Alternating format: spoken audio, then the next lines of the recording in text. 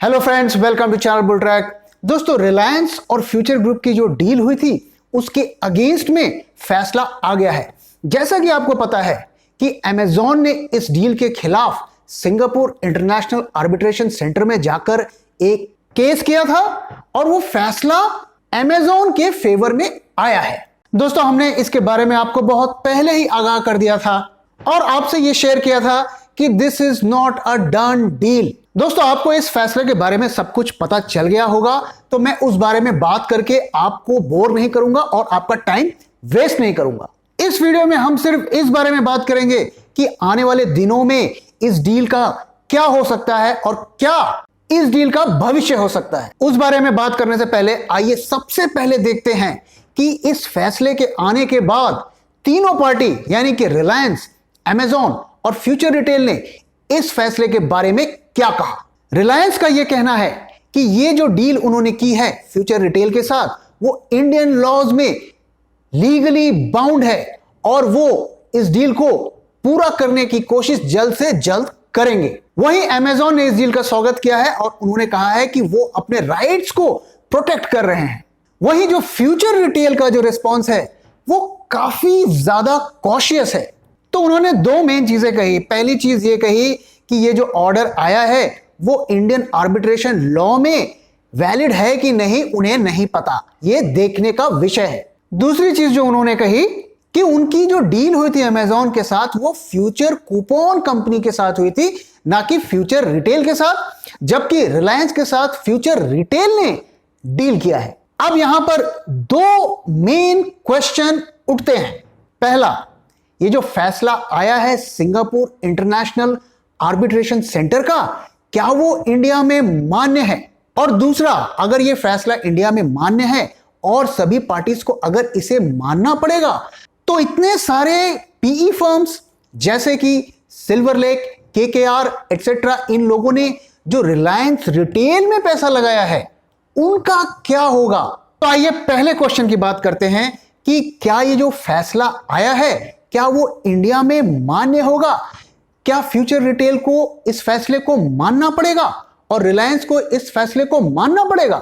देखिए दोस्तों, पहली चीज तो मैं आपको यह बता दूं कि इंटरनेशनल आर्बिट्रेशन के जो फैसले आते हैं वो पहली बार नहीं आया है। पास्ट में भी कम से कम 2-3 इंस्टांसेस ऐसे हुए हैं जब इस तरीके के फैसले आए हैं और इंडियन कंपनीज ने उन्हें माना है। उसमें से जो एक फैसला था वो एडुकॉम से रिलेटेड था कई सालों पहले। दूसरी चीज दोस्तों, हमें यह कहा जा रहा है कि यह फैसला सिंगापुर से आया है। अभी दोस्तों इसमें क्लैरिटी नहीं है। जो आर्बिट्रेशन सेंटर है उसका नाम जरूर है सिंगापुर इंटरनेशनल आर्बिट्रेशन सेंटर, लेकिन वो फैसला उनके सिंगापुर सीट से आया है या दिल्ली के सीट से आया है, इस बारे में अभी क्लैरिटी नहीं है। यह कुछ ऐसी बात हो गई कि जैसे आपने देखा होगा कि आईआईएम लखनऊ के ब्रांचेस कई और शहरों में भी खुले हुए हैं, तो उसी तरीके से ये जो सियाक है, जो सिंगापुर इंटरनेशनल आर्बिट्रेशन सेंटर, उनका एक ब्रांच इंडिया में भी है। तो अभी हम ये नहीं कह सकते कि ये फैसला दिल्ली के सीट से आया है या सिंगापुर के सीट से आया है, क्योंकि दैट चेंजेस एवरीथिंग। एक और जो मैं इंटरेस्टिंग चीज आपको बता देता हूं कि ये जो इंटरनेशनल आर्बिट्रेशन के जो फैसले आते हैं इंडियन कंपनी से रिलेटेड, इसको लेकर इंडियन लॉज क्लियर नहीं है।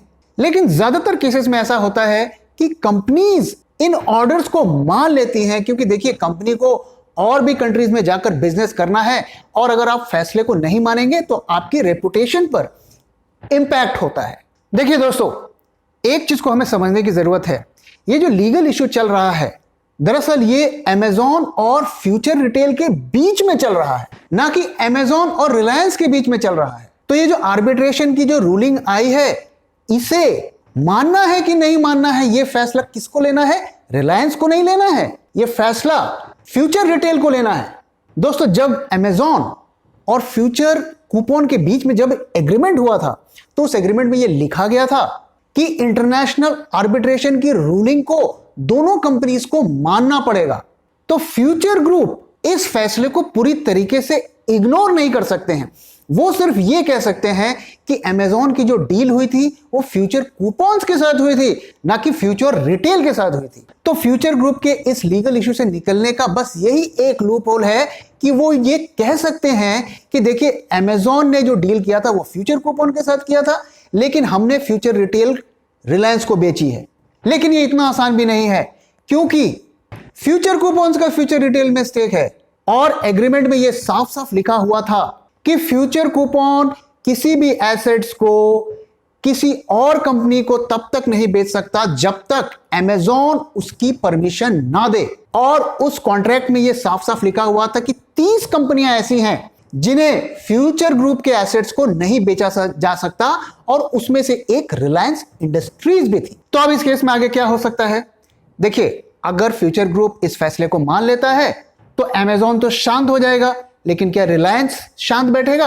हो सकता है रिलायंस फ्यूचर ग्रुप को कोर्ट में घसीट ले, लेकिन रिलायंस क्या ऐसा करना चाहेगा कि नहीं करना चाहेगा ये हम नहीं कह सकते, क्योंकि देखिए इस वक्त सभी कंपनीज स्ट्रेस्ड हैं, सबके बिजनेस इंपैक्ट हो रहे हैं, और कोई एक लंबे लीगल बैटल में जाना चाहेगा कि नहीं जाना चाहेगा ये हम नहीं कह सकते। मेरा जो अनुमान है, मोस्ट प्रोबेबली इस फैसले का जो आउटकम होने वाला है कि अब ये केस हाई कोर्ट में जाएगा और वहां पर इस सिंगापुर इंटरनेशनल आर्बिट्रेशन सेंटर के फैसले को बेस बनाया जाएगा और बोला जाएगा कि देखिए एज पर हमारे एग्रीमेंट ये फैसला दोनों पार्टीज यानी कि अमेजॉन और फ्यूचर ग्रुप दोनों को मान्य है, तो कायदे से फ्यूचर ग्रुप को ये फैसले को मानना चाहिए। तो इसको बेस करके ये लीगल केस हाई कोर्ट में लड़ा जाएगा, ऐसा मेरा अनुमान है। अब जो दूसरा प्रश्न मैंने उठाया कि जो ये पीई कंपनीज केकेआर और सिल्वर लेक, इन्होंने जो रिलायंस रिटेल में पैसा लगाया हुआ था, तो उनका क्या? देखिए दोस्तों, ये पीई फर्म्स कोई छोटी मोटी कंपनियां नहीं होती हैं, इस तरीके की बहुत सारी डील्स करती हैं। उन्होंने अपना रिसर्च जरूर किया होगा, उन्हें जरूर पता होगा कि इस तरीके का एग्रीमेंट फ्यूचर कूपन्स और अमेजॉन, इन दोनों कंपनी के बीच में एग्रीमेंट रहा होगा, इन्हें इसकी पूरी जानकारी होगी और उन्होंने पक्का रिलायंस इंडस्ट्रीज को यह क्वेश्चन पोज किया होगा। अब देखिए, हमें यह चीज समझने की जरूरत है कि इन कंपनीज ने रिलायंस इंडस्ट्रीज को किस लिए पैसा दिया था। दरअसल उन्होंने इसलिए पैसा दिया था ताकि रिलायंस रिटेल फ्यूचर रिटेल को एक्वायर कर सके, इस बात के लिए पैसा दिया था। तो जब आप किसी को पैसे देते हैं तो उस पर अपनी शर्तें भी रखते हैं, तो मेरा अनुमान है कि उन्होंने इस चीज का कंडीशन जरूर रखा होगा कि अगर ये फ्यूचर रिटेल की डील नहीं हो पाती है तो उनके पैसों को वापस कर दिया जाएगा, और इसी कंडीशन के बेसिस पर उन्होंने पैसा लगाया होगा। वैसे मैं आपको बता दूं कि इनमें से ज्यादातर कंपनियों ने अभी तक पूरा पैसा रिलायंस इंडस्ट्रीज को नहीं दिया है। तो ये जो सारी हमने इन्वेस्टमेंट की न्यूज सुनी थी, ये अभी पूरी तरीके से 100% कंप्लीट नहीं हुई है। तो अगर ये डील फेल हो जाती है तो आप देखिएगा इनमें से ज्यादातर पीई फर्म्स अपना पैसा खींच लेंगी, ऐसा मेरा अनुमान है। और यही अमेजॉन का गेम प्लान है। देखिए दोस्तों, लीगल लड़ाई अमेजॉन और फ्यूचर रिटेल की हो रही है, लेकिन दरअसल निशाना रिलायंस की तरफ है। अमेजॉन की यह स्ट्रेटजी है कि ये लीगल केस चले और लंबा खिंच जाए। अगर ये केस लंबा खिंच जाएगा तो क्या होगा? रिलायंस इस डील से बाहर निकल जाएगा, और वही ये चाहते हैं।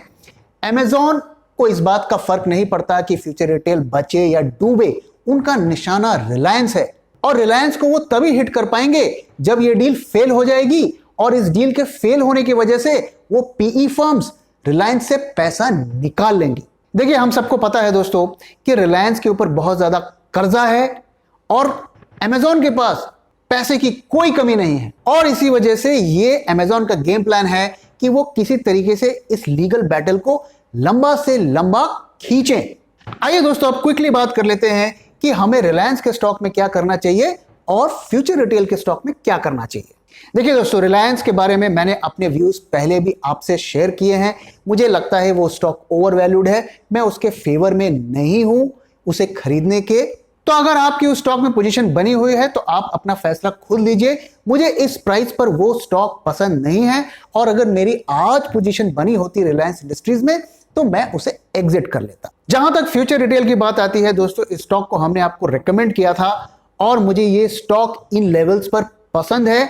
अगर आपको याद होगा, हमने जो आपको प्लान बताया था इसे एक्वायर करने का, अगर उस प्लान को आप फॉलो करेंगे तो आपकी जो एक्विजिशन कॉस्ट आएगी वो करीब 66 रुपीस के आसपास आएगी और ये एक अच्छा प्राइस होगा लेकिन मैंने इस स्टॉक के साथ जो सबसे बड़ा रिस्क आपको बताया था कि अगर ये कंपनी लंबे लीगल बैटल में पड़ जाए तो ये स्टॉक के एसेट्स वेस्ट होने लगेंगे और ये कंपनी एक तरीके से बंदी के कगार पर आ जाएगी।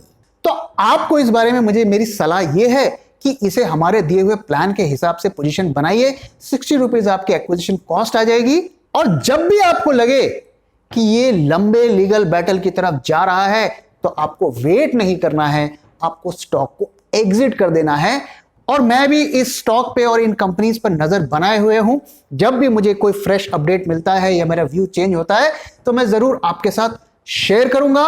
अगर इससे रिलेटेड कोई आपकी क्वेरी है तो आप हमसे कमेंट बॉक्स के थ्रू पूछ सकते हैं। मैं पूरी कोशिश करूंगा कि आपकी क्वेरी का रेस्पॉन्स करूं। तो दोस्तों, इसी के साथ इस वीडियो को मैं यहां पे खत्म कर रहा हूं। अगर आपको वीडियो पसंद आया है तो प्लीज वीडियो को लाइक करिए, अपने दोस्तों के साथ शेयर करिए और हमारे चैनल को सब्सक्राइब करिए। So thank you very much for your time दोस्तों। फिर मिलेंगे किसी और वीडियो।